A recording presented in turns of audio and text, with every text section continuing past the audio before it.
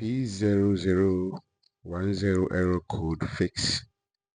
This is 2AZ Toyota Camry. So whenever your car giving you a problem like this, you have to know there are only two options required to this error code.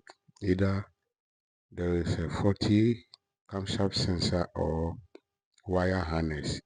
So just have to diagnose it well and do the right thing at the right time. So this car has an issue and is giving us error code up to P0010, which is camshaft position bank 1 circuit low sensor 1.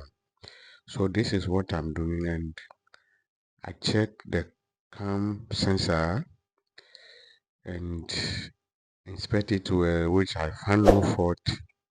So I will place this one on top there, which I requested for home use or a used one, and replace it, but there was no avail.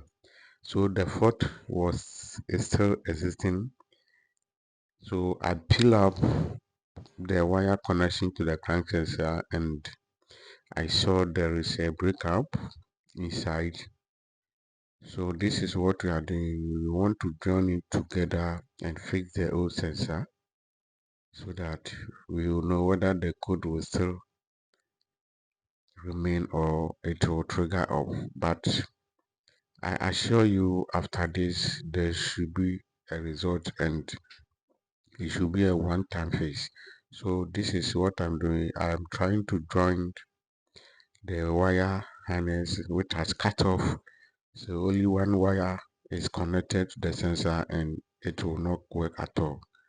So this car is behaving well, especially when you are climbing a hill.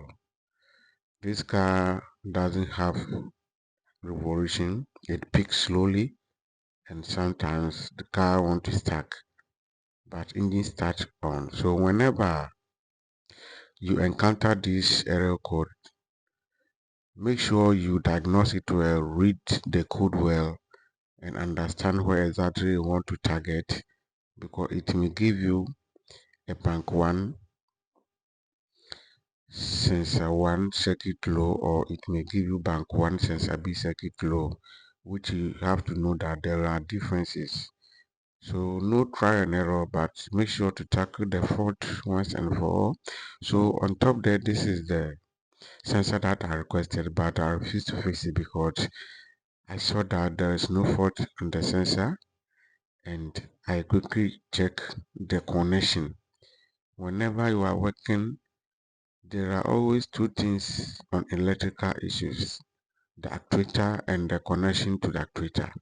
So don't do replacement and leave it once the problem is not solved. Check the fault, the connection first before you tackle the actuator. This is my advice. This is Eric Auto Center. If you haven't yet subscribed to get more useful information, make sure you subscribe and hit the bell icon. Also like my video, and whenever you watch my video on a research tool, make sure to click the visit side so that it can take you to YouTube and explore, discover my channel. That will enable you to subscribe, like and comment, because I see many people watch my video and they don't get access to like and comment because they watch the video on the website on the Google. So what I advise you is, whenever you are watching the video, after watching it, click the visit button to visit the creator platform on YouTube. That will help you a lot to know that you can subscribe and get more useful information content that will help you solve your car issues.